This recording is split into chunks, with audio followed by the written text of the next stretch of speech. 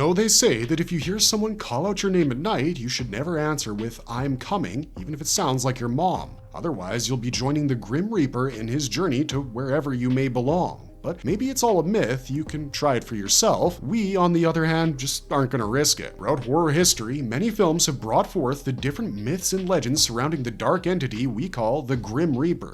Some romanticize him, while others make their children fear that tall man in the dark cloak. Today, we've put together 20 of the most remarkable films featuring the Grim Reaper, so let's begin. Before we get into our explanation, we have a very small request. If you like our content, please support us by subscribing to our channel. This is a small click for you, but for us, it means a lot. Thank you. Let's begin.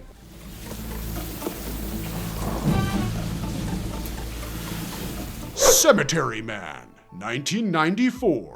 Hailing from the international co-production between Italy, France, and Germany, this masterpiece is a comedy horror film directed by the Italian director Michele Soavi. This blend of horror, surrealism, and dark comedy revolves around an Italian cemetery caretaker named Francesco della Morte in the town of Buffalora. He is an honest worker who lives in an isolated town while the townsfolk mock and sideline him. This is just the beginning, however, as this poor guy is about to go through a lot. Francesco's only friends in town are a municipal clerk named Franco and his mentally disabled assistant named Gnagi, who can only speak the word Gna. Despite solving a puzzle of skulls and striking out dead people's names from the phone book, Francesco's other pastime in the cemetery is dealing with the returners. Within several days of being buried in the cemetery, some of the dead people like to rise up like zombies, but our hero likes to call them returners and has taken it upon himself to kill them as soon as they rise. These creatures can speak and even drive makeshift vehicles. They don't turn others into zombies with their bites, but these bites can kill people. The method of killing them is pretty much the same as a zombie, a bullet through the head or a straight up decapitation. Francesco has pleaded with the mayor for an investigation several times, but is ignored every time. Being almost illiterate and isolated,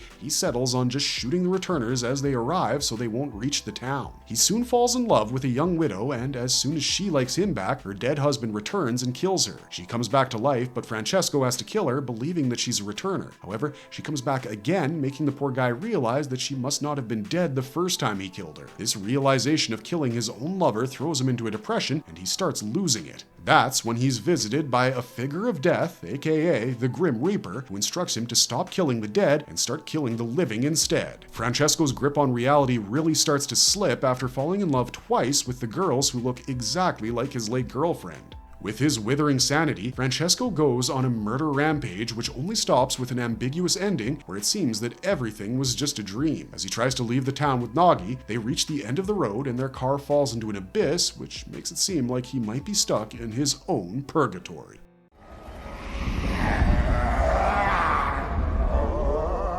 The Frighteners, 1996. Directed by Peter Jackson, this horror and dark comedy follows Frank Bannister, who lives in a small town named Fairwater. Frank has developed the capability to see ghosts after experiencing an accident that killed his wife. He befriends some ghosts who then haunt the townsfolk and help Frank scam them for money as he then fakes an exorcism. The town has recently been dealing with a series of mysterious deaths, and during his con play, Frank realizes something sinister is afoot. Soon, he comes face to face with a Grim Reaper-like spirit that's been killing people. Frank is able to see a number on the victim's forehead before they're about to be zapped. He tries to alert a man named Ray, but thinking of him as a con man, Ray throws him out of his house. Ray soon dies at the hands of the Grim Reaper and visits Frank as a ghost. Frank now consoles Ray's wife Lucy by delivering his message. Frank and Lucy obviously develop a close friendship while they track down the killer. They learn that the killings are linked to a string of murders that occurred years earlier in a local hospital. An orderly named Johnny Bartlett was executed for his psychotic murders and has come back in the disguise of a Grim Reaper to continue adding victims to his list. Frank also remembers that when his wife died, she also had a number on her forehead, explaining that it was the doing of Johnny's spirit. Johnny's girlfriend, Patricia, who was 15 at the time of execution, was sentenced to prison as an accomplice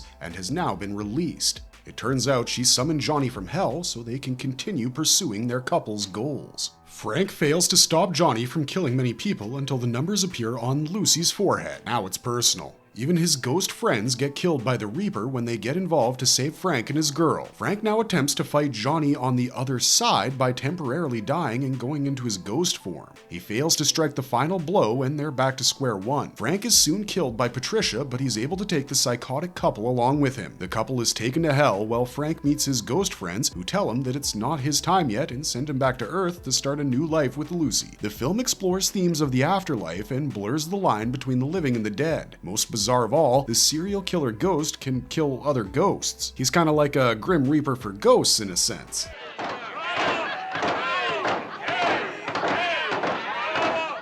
The Seventh Seal, 1957. Directed by Ingmar Bergman, this Swedish allegorical drama is set during the Black Death. It follows Antonius Block, a weary knight who returns to his homeland, Sweden, after fighting in the Crusades. Instead of being greeted by the warm embrace of comfort, though, he finds Sweden ravaged by plague and death. While on his way, he meets Death, who's pale and wears a dark cloak. As if Crusades weren't enough, Antonius now has to deal with the end of it all. In hopes of delaying his fate, Antonius challenges Death to a game of chess while trying to seek answers about the tragedy that is life, death, and the existence of God. The match continues alongside Antonius' journey to desolate, plague-stricken landscapes, accompanied by his squire named Johns. They meet various townsfolk, all portraying different shades of life like love, hope, greed, lust, extreme beliefs, despair, and torment. Through Antonius, the film keeps asking various existential questions that we all go through in life. Imagine having them in the face of death. He becomes eager to find the answer to the meaninglessness of his life before his match with death ends. Antonius expresses his frustration with the ambiguity of God and his half-spoken promises and unseen miracles, and asks what would happen to those who want to believe in God but aren't able to. Eventually, Antonius accepts his fate and death claims him along with his fellow travelers, leaving only a young family that resonated with hope. In the final scene, Death leads them in the iconic Dance of Death. The film goes through various themes like mortality, faith, human existence, blending philosophy, human despair, dilemma, and religious beliefs into a haunting journey where death follows closely.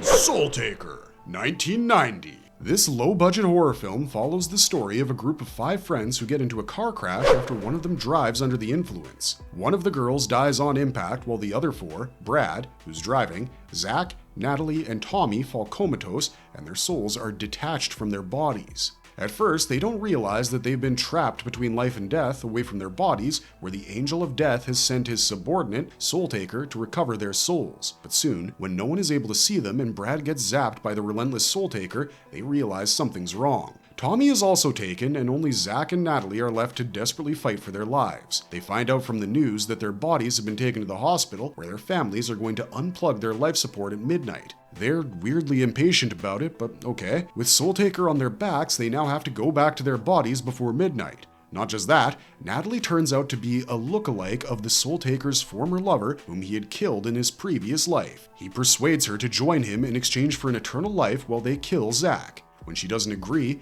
dude becomes violent. Eventually, Zach and Natalie meet Brad, who is now serving his sentence as a Grim Reaper, as it is the Hell's rule that every murderer has to serve as a Grim Reaper, even if the murder was an accident. He helps the couple get back to their bodies with magical soul rings, and the Soultaker is imprisoned inside a soul ring by the Angel of Death for failing his mission. Despite its low budget and many flaws, the film successfully explores the themes of fate, the afterlife, mortality, and redemption.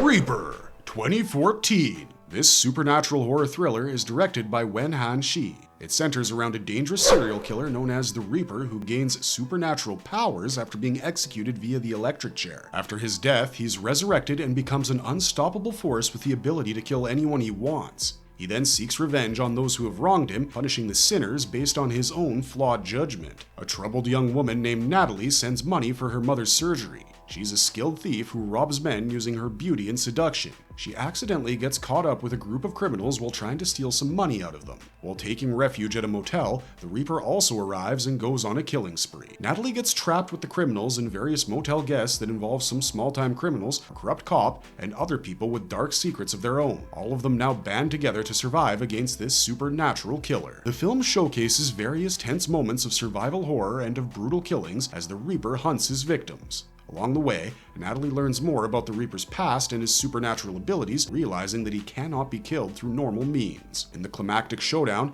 Natalie is saved by a criminal truck driver named Jack as he drowns Reaper in a bucket full of water. He then asks her to begin her new life before dying of his injuries. She then rushes to see her mother, and the film ends as Reaper is seen rising from his apparent death. Obviously, the film blends elements of slasher horror with supernatural themes, creating a tense atmosphere of suspense and dread. The Phantom Carriage, 1921. The story follows a bitter alcoholic named David on New Year's Eve. He talks about the legend that says that the last person to die each year is doomed to drive the Phantom Carriage, a vehicle for the dead. This person will collect the souls of everyone who dies the next year before the next last dead person is appointed to the position. As fate would have it, David dies before midnight of New Year's Eve and meets the Phantom Carriage driver George, who was also his former friend. George now takes David on a journey to show him all the effects of his selfish and destructive behavior on the people around him. Through various flashbacks, we're shown how David has filled everyone's life with poison due to his alcoholism. He was always cruel in his marriage and drove his wife and children away while everything he touched died. He brought misery to whomever he met, including a devout Salvation Army sister, Edith. Even during her final moments, Edith tried to find the good in him and help him redeem himself, but this ticking time bomb repaid her kindness with indifference. Dave is able to get out of his self-centered attitude after seeing Sister Edith still wishing for his redemption. George tells him that Dave's wife, who had contracted TB from him, has decided to poison her kids so that they won't be left alone after she dies. Dave begs George for help and soon wakes up in the graveyard where he had died. Now alive, Dave runs to his wife and begs for maybe a fifth chance at this point. Directed by Swedish filmmaker Victor Sjöström, this film is a silent horror drama that's widely appreciated for its haunting visual effects. It's based on the novel Thy Soul Shall Bear Witness by Selma Lagerlöf and introduces the themes of redemption, death, and the consequences of a wasted life. Segura mais essa aí. Ei, você o que quer? Vai querer entrar em... Black Orpheus, 1959. Directed by Marcel Camus, this film is a retelling of the Greek myth of Orpheus and Eurydice set against the backdrop of Carnival in Rio de Janeiro. It blends mythology with cultural themes, showcasing a modern interpretation of an ancient love story. Orpheus is a carefree and charismatic trolley conductor who's beloved by everyone, obviously, for his musical talents. He's engaged to a beautiful and possessive woman named Mira. He soon meets Eurydice, a shy and mysterious woman who isn't like other girls. She's been running from a strange man who wants to kill her. The man is actually Death, who wears a skeletal costume and chases Eurydice into the town, but Orpheus comes to the rescue. The two fall in love, obviously, and Orpheus forgets all about Mira. Soon, Death begins its relentless chase again, and in an attempt to flee, Eurydice climbs a power cable. She's accidentally electrocuted to death by Orpheus when he turns the power on. Death smugly takes her away, while Orpheus falls into despair and desperately starts looking for her soul, even descending into the underworld. When he finds her soul, she warns him not to look at her or she will be gone forever, but the desperate lover can't help and loses her once again after he takes a glance back at her. Now back on Earth, Orpheus takes Eurydice's body around town and stands near a cliff where Mira throws a rock at him, making him fall to his death with Eurydice in his arms. The film explores the themes of love, fate, and inevitable death. Last Action Hero, 1993. The story follows a young boy, Danny Madigan, who is obsessed with action films, especially the series of films that stars his favorite action hero, Jack Slater, played by none other than Arnold Schwarzenegger. Danny escapes into these explosive movies as a way to escape reality where he has lost his father. One day, at his frequently visited rundown theater, an old projectionist, Nick, appreciates the boy's enthusiasm for films and gives him Houdini's magical golden ticket. This ticket teleports Danny into the movie he was watching, and he ends up becoming Jack Slater's sidekick.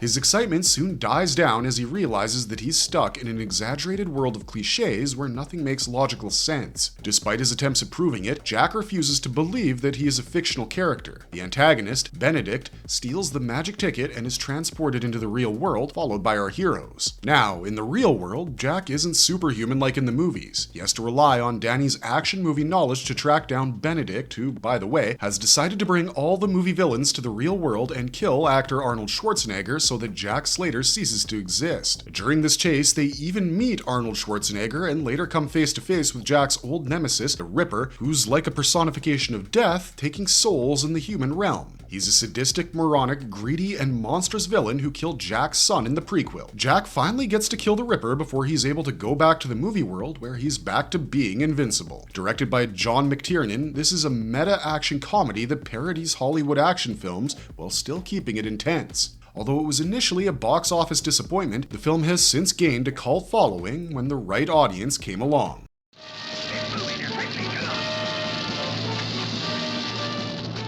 The Mask of Red Death, 1964. Directed by Roger Corman, this film is based on Edgar Allan Poe's short story. It's a gothic horror film set in medieval Italy during a deadly plague known as the Red Death, now known as anthrax. The tyrannical Prince Prospero retreats to his lavish castle when the plague cripples the countryside, isolating himself and his wealthy corrupt friends from the suffering. The prince is also a Satanist and hosts masked parties filled with hedonism. The prince uses his powers to control people around him, including a young villager named Francesca, whom he's taken captive, along with her fiancé and father, after burning all the villagers. He even tries to corrupt her so that she will join his dark and disgusting world. As his masked ball continues, various strange events start occurring, and a mysterious figure dressed in red arrives. Prospero believes that he's above all danger and confronts the figure, thinking it an ambassador of Satan. The figure reveals himself to be the embodiment of Red Death, and soon the guests begin dying of the plague, even the invincible Prospero. In the final scene, Red Death Grim Reaper is joined by Yellow Death, Yellow Fever,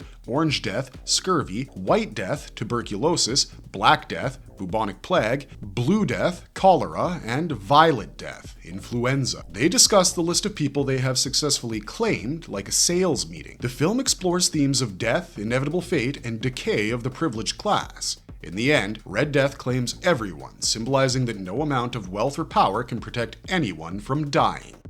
Metropolis, 1927. Directed by Fritz Lang, Metropolis is a pioneering silent fiction film that presents a dystopian vision of a futuristic city. In this reality, society is divided into two classes: the wealthy elite who live in luxury above ground, and the oppressed workers who toil in harsh conditions beneath the city. The protagonist, Freder Fredersen, how creative, is the son of the city's ruler, John Fredersen, and lives a privileged life. While chasing a beautiful woman, Freder's entitled bubble bursts open as he chances upon realities faced by the workers underground. The woman's name is Maria, and she's a prophetic figure for the workers and believes in the potential of unity and peace between the classes. Now, Freder is also determined to help this mission. As Maria says, the brain of the elite and the limbs of the workers can only be united through a heart. She encourages Freder to be the mediator, the heart that mends this social gap. John Fredersen enlists a mad scientist, Rotwang, to maintain control over the city. As a result, Rotwang creates a robot called the Machine Mensch, machine human, and makes it look like Maria. He uses the robot to manipulate the workers, inciting unrest and chaos as they go violent and start destroying all the machines. The film concludes as Rotwang goes insane and chases Maria, believing her to be his lost lover, and falls to his death. The two classes finally unite with the help of Maria and Freder. Freder once has a dream where he is in a church full of mourners and he confronts a Grim Reaper who swings his scythe at the screen. Here, the Reaper makes a symbolic appearance which depicts the dehumanizing impact of industrialization in the machine era. The film shows workers being offered as sacrifices to fuel the massive machines driving the city. This metaphor is strengthened by the Grim Reaper's visuals, showcasing how the unyielding requirements of industry result in death, both literally for the workers and figuratively for society's moral compass. The Reaper's presence strengthens the dystopian portrayal of a world in which human life is disposable in the name of progress. Here, the Grim Reaper represents death, serving to underline themes of mortality, devastation, and the exploitation of the human workforce in a heartless industrial society.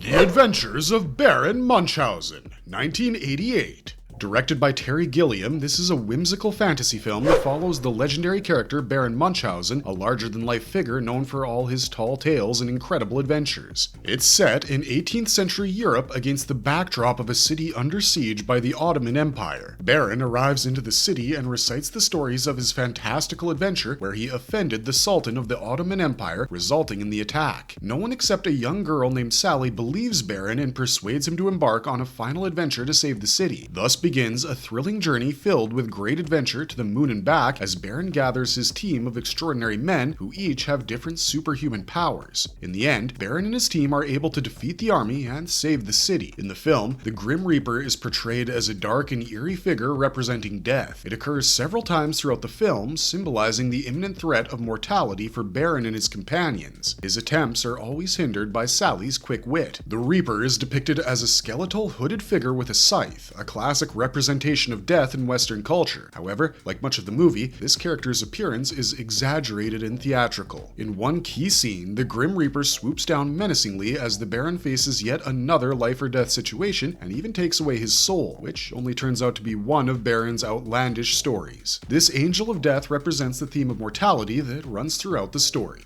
Hellboy 2: The Golden Army, 2008. Directed by Guillermo del Toro, this is a sequel to the 2004 Hellboy film starring Ron Perlman. The story continues to center around Hellboy, a demon raised by humans who works for the Bureau of Paranormal Research and Defense. It explores the themes of identity, family, and conflict between humanity and the supernatural. It all begins with the awakening of Prince Nuada, the last heir of the mythical elf kingdom. He wants to reclaim his father's throne and unleash the powerful Golden Army to conquer humanity. Nuada's father had buried the army in hopes of maintaining peace between humans and magical creatures. Nuada sets off to find 3 pieces of the Golden Army crown, which will grant him control over this army, even killing his father along the way. Hellboy and his team set out to stop Nuada, while Hellboy also struggles with his identity as a demon living in the human world. It doesn't help that Nuada keeps persuading Hellboy to choose his own kind. Eventually, Nuada is stopped by his twin sister as she takes her life to prevent him from killing Hellboy.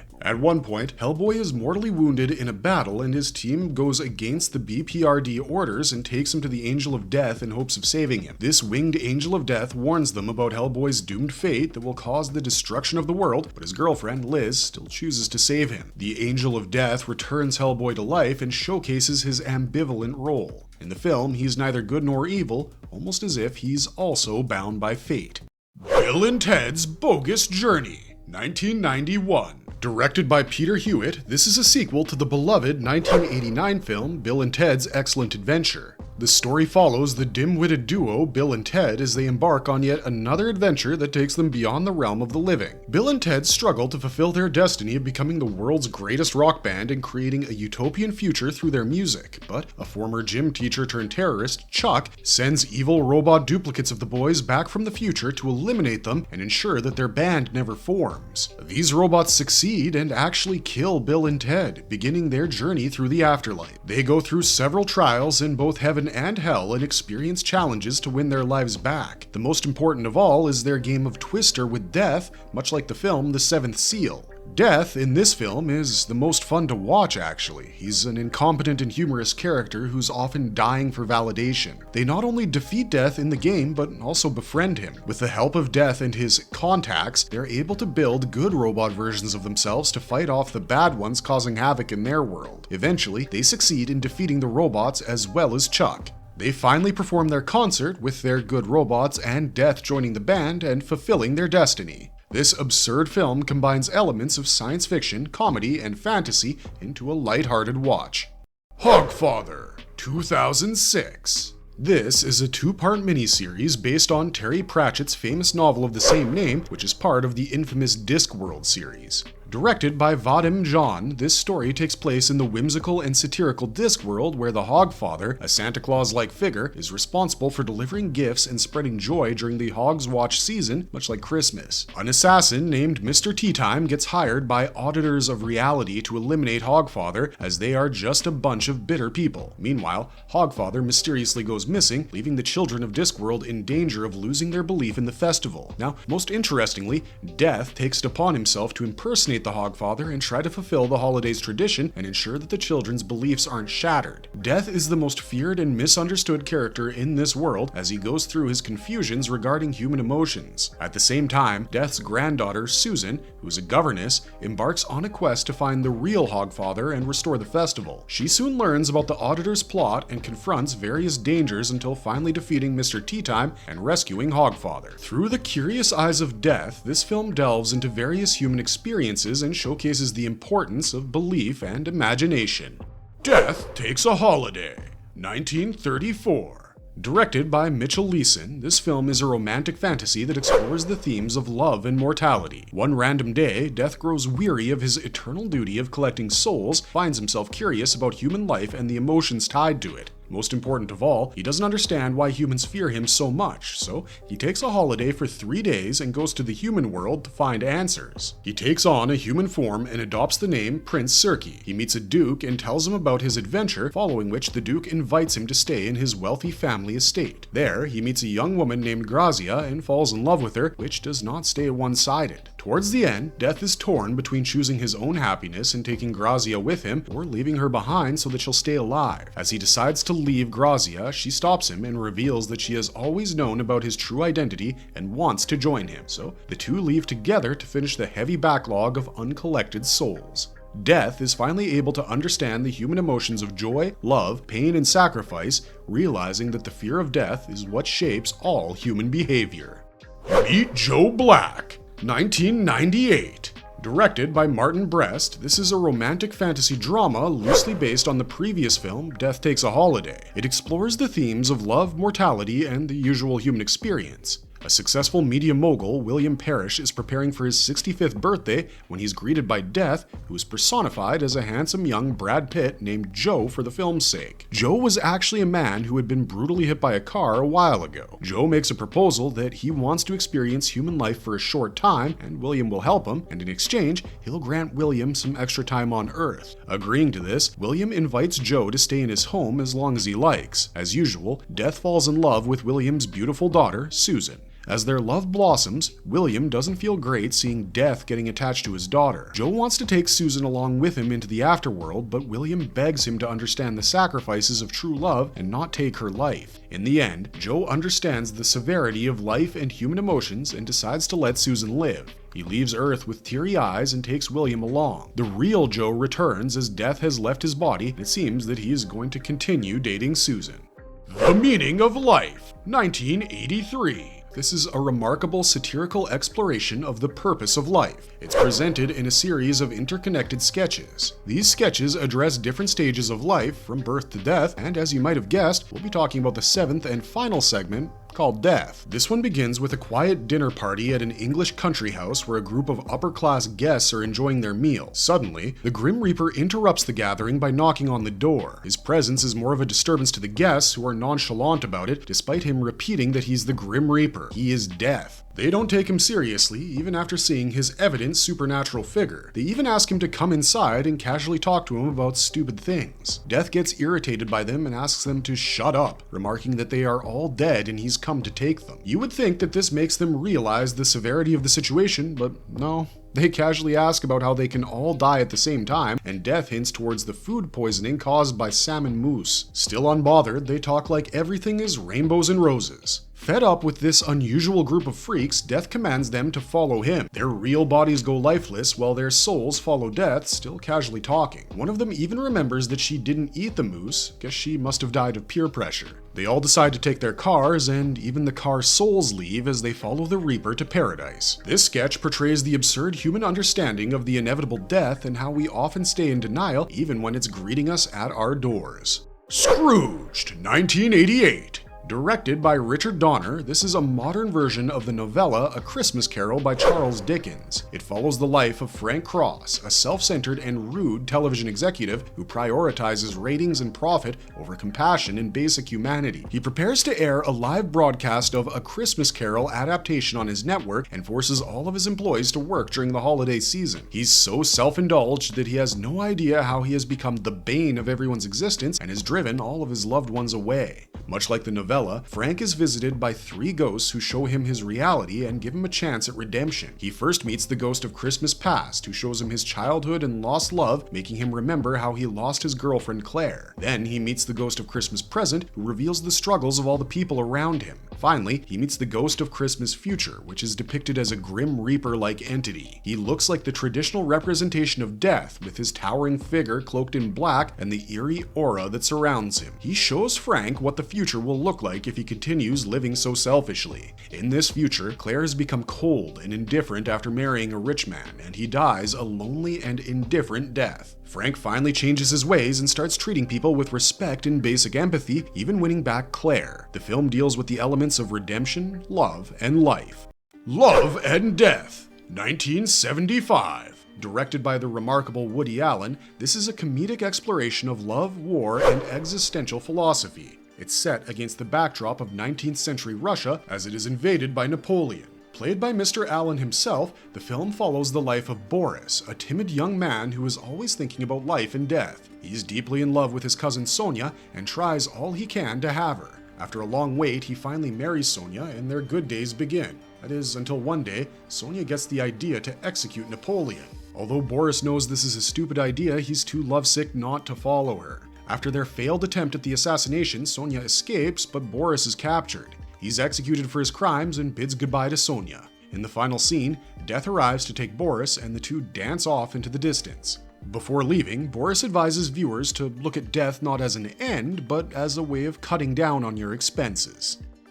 The Grim Reaper, 1976. This one's directed by the Christploitation director Ron Ormond. Christploitation is a genre that uses gore, shock, and horror to promote Christianity. These films are even shown in churches. It focuses on the Pierce family, and the mother is worried that her husband and elder son prefer to stay at home and watch football instead of going to church. Soon, her son becomes a race car driver and loses his life in an accident. The mother starts having dreams that her son is in hell because of his lack of faith in Christianity. Even the pastor refuses to do the eulogy because he's certain that their son is in hell. The pastor warns everyone else about the dangers of living a non-Christian life. The mother and the younger son, Tim, now spend the rest of the film trying to get the father into the path of Christianity, hoping that it isn't too late for him yet. In the end, the father accepts Jesus in his heart to avoid going to hell. Despite being titled as such, the Grim Reaper doesn't really feature a physical depiction of a traditional Grim Reaper in any character. As the film revolves around the family going through grief over the tragic death of a young man, the Grim Reaper is instead presented through the concept of death itself. It's a symbolic presence in this Christian-themed film. Marvelous Verdict! That's our complete list of the 20 most remarkable films featuring our boy, the Grim Reaper, be it as a physical form or a spiritual symbol. Although there have been numerous new films based on this ominous supernatural entity, let's be honest, nothing beats the classics. To pull off the blend of horror, gore, comedy, and even romance in one film can only be non-cringingly pulled off by the legends. What were the films that introduced you to this fearful creature, or did you grow up to love him through that Cartoon Network show? Let us know your thoughts on the big guy in the comments down below. And if you liked our content, don't forget to leave a like and subscribe to us if you haven't already. Thanks for watching, stay safe out there, and have a marvelous day.